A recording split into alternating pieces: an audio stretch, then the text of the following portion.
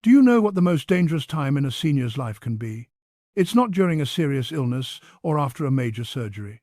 It's often in the months following the death of a spouse, when grief becomes so overwhelming that people make choices that compound their pain and create problems that last for years. Today I want to share 5 critical mistakes that widowed seniors commonly make during this vulnerable time, mistakes that can be avoided with awareness and intention. When Dorothy's husband of 52 years passed away last spring, something inside her told her to retreat from the world. The phone would ring and she'd let it go to voicemail. Friends invited her to lunch and she declined.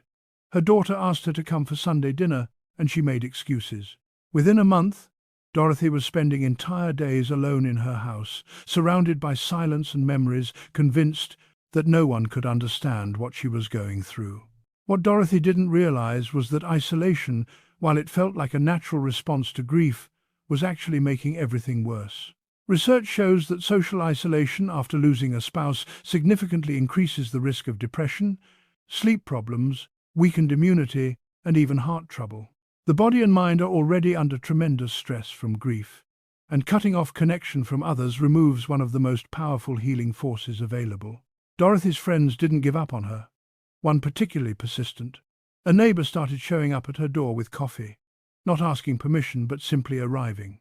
At first, Dorothy resented the intrusion, but gradually those morning visits became something she looked forward to. Her neighbor didn't try to fix her grief or tell her to move on. She just sat with her, listened to stories about Dorothy's husband, and kept showing up day after day. Within 3 months, Dorothy was accepting more invitations. She started attending her book club again. She went to church on Sundays. She wasn't the same person she'd been before her loss. Grief had changed her, but she was no longer drowning in isolation. She told me later that those morning coffee visits quite literally saved her life because they reminded her that connection was still possible, that she still had a place in the world even though her partner was gone. If you've lost your spouse, please hear this. Isolation feels protective, but it's actually harmful. You don't need to be the life of the party or pretend you're fine when you're not, but you do need to maintain some connection with people who care about you.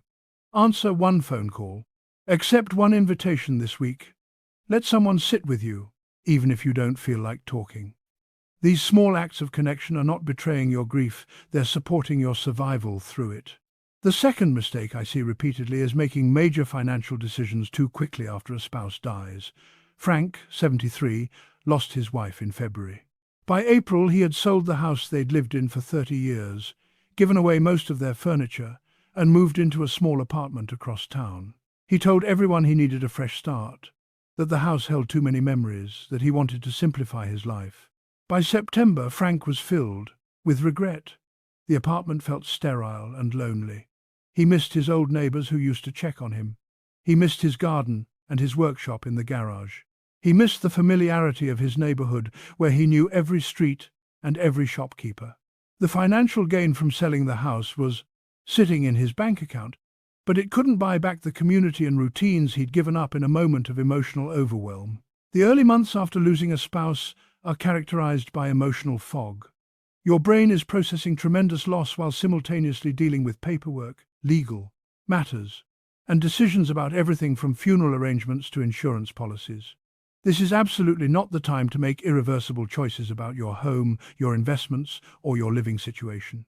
Financial advisors consistently recommend waiting at least 6 months to a year before making any major financial moves after a spouse's death. This waiting period allows the initial shock to pass, gives you time to understand your new financial reality, and lets you make decisions from a place of greater clarity rather than raw emotion. During this waiting period, you might feel pressure from well-meaning family members who think you should downsize immediately, or from financial advisors suggesting investment changes, or even from within yourself, a desperate urge to change everything so you don't have to feel the pain of familiar spaces.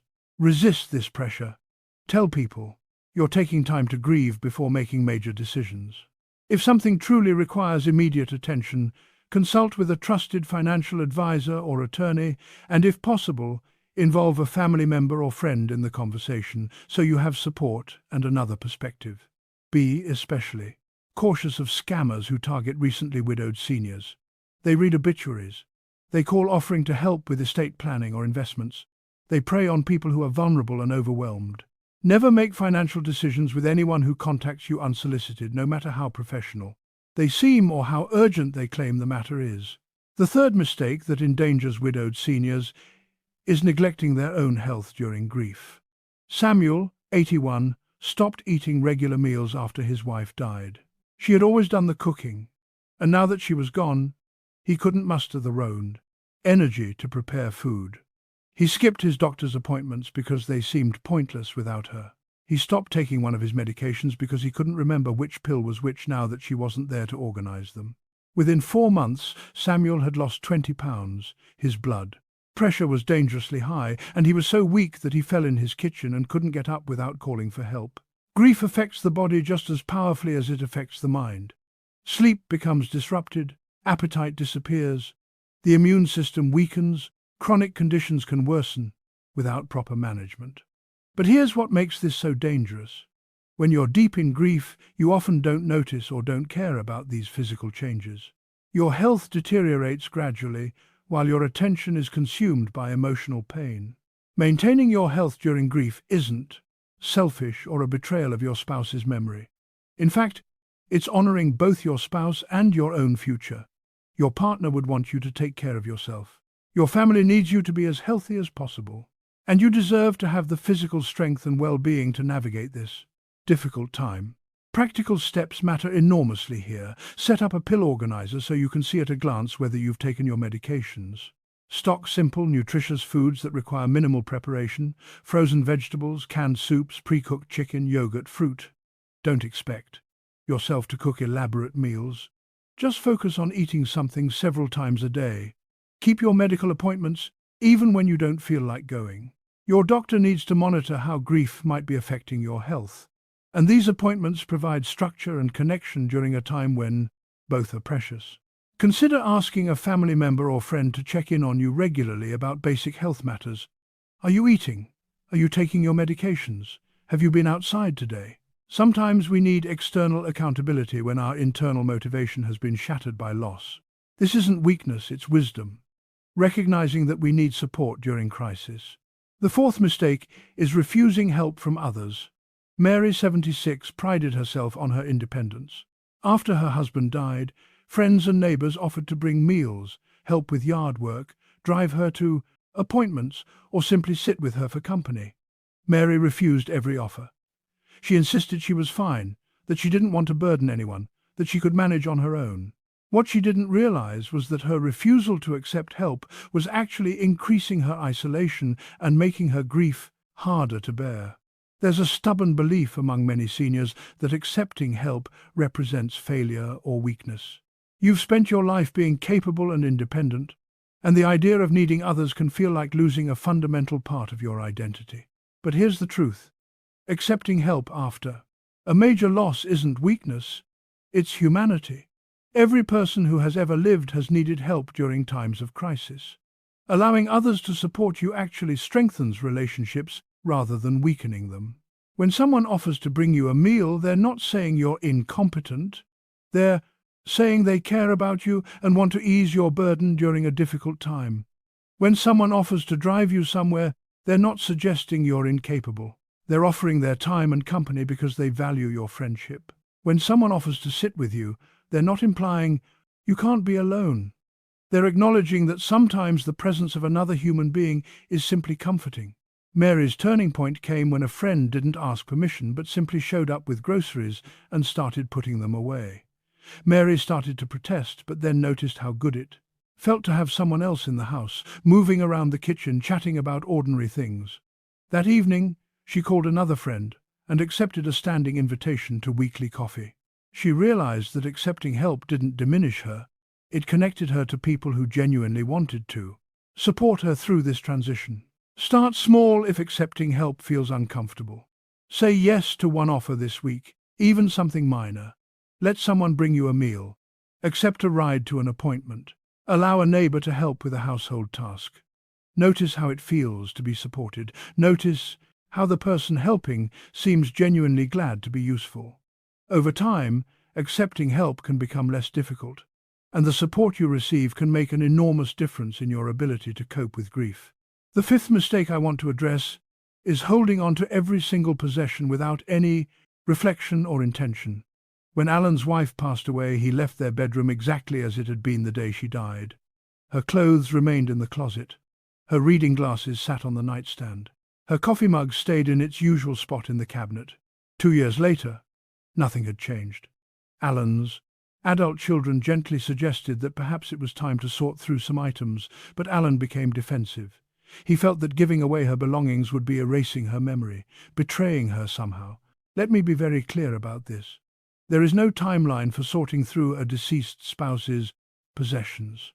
Anyone who tells you that you should have cleaned out the closet by a certain date, or that holding on to items means you're not healing properly, is wrong. Grief is deeply personal, and you get to decide when and how to handle your spouse's belongings. However, there is a difference between thoughtfully keeping items that bring comfort and meaning versus clinging to every single object out of fear that letting anything go means forgetting your partner. What often happens is that a home becomes frozen in time, a museum rather than a living space. This can actually trap you in grief rather than supporting you through it. Alan eventually worked with a grief counselor who helped him understand that honoring his wife's memory didn't require keeping every item she'd ever touched. Together, they created a plan. He selected his wife's favorite dress and had it made into a memory pillow.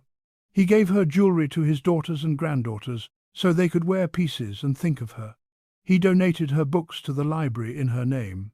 He kept a few special items that truly brought him comfort: her wedding ring, a quilt she'd made, photographs they'd taken together.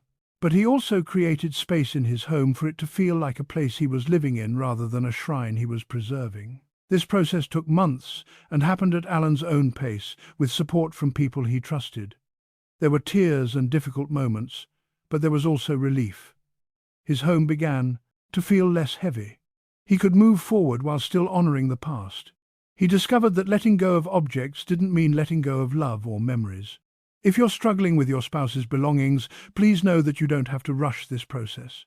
But also recognize that at some point, thoughtful sorting can be part of healing rather than a betrayal of it. You might start very small. Perhaps you pass one item to a family member who would treasure it. Perhaps you donate one category of items to a charity your spouse cared about. Perhaps you create a designated memory space in your home where special objects are displayed with intention, while allowing other areas to evolve. The common thread through all 5 of these mistakes is that they stem from the overwhelming nature of grief, combined with a desire to protect yourself from further pain. Isolation feels safer than risking connection. Quick decisions feel like regaining control. Neglecting health feels less important than processing loss. Refusing help feels like maintaining dignity. Holding on to everything feels like holding on to your spouse. But each of these protective responses actually creates additional problems that compound your suffering. Moving through grief after losing a spouse is one of life's most difficult journeys. There is no way to avoid the pain, no shortcut through it, no timeline that applies to everyone. But you can make choices during this time that either support your eventual healing or make the road harder. Maintaining connection, even when you want to hide. Pausing before major decisions, even when you feel desperate for change. Caring for your physical health, even when it seems pointless. Accepting help from others, even when it feels uncomfortable. And, eventually, thoughtfully sorting possessions in a way that honors memory while creating space for continued life. You're not being disloyal to your spouse by taking care of yourself. You're not forgetting them by accepting that life continues. You're not betraying their memory by eventually making changes. In fact, moving forward with intention and care is often the best way to honor the love you shared and the life you built together. If you're currently navigating this difficult time, I want you to know that you don't have to do everything right. You will make mistakes. You will have hard days. You will feel like you're moving backward sometimes. That's all part of grief. But awareness of these common pitfalls can help you avoid choices that create lasting problems on top of the natural pain of loss. Reach out to at least one person this week. Resist the urge to make any irreversible decisions right now. Eat something nutritious today and take your medications. Say yes to the next offer of help. even if it's just someone bringing you a meal or sitting with you for an hour. And when you're ready, start thinking about which of your spouse's possessions truly bring you comfort versus which ones are weighing you down. If this message resonated with you or might help someone you know who is grieving, please share this video with them. Subscribe to this channel for more guidance on navigating the challenges of senior life with dignity and hope. Leave a comment, sharing one small step you're willing to take this week towards supporting your own healing. Remember, grief is the price we pay for love, and moving through it with care and intention is how we honor both the person we lost and the life we still have to live. You are stronger than you know, and brighter days are possible even when they seem impossibly far away right now.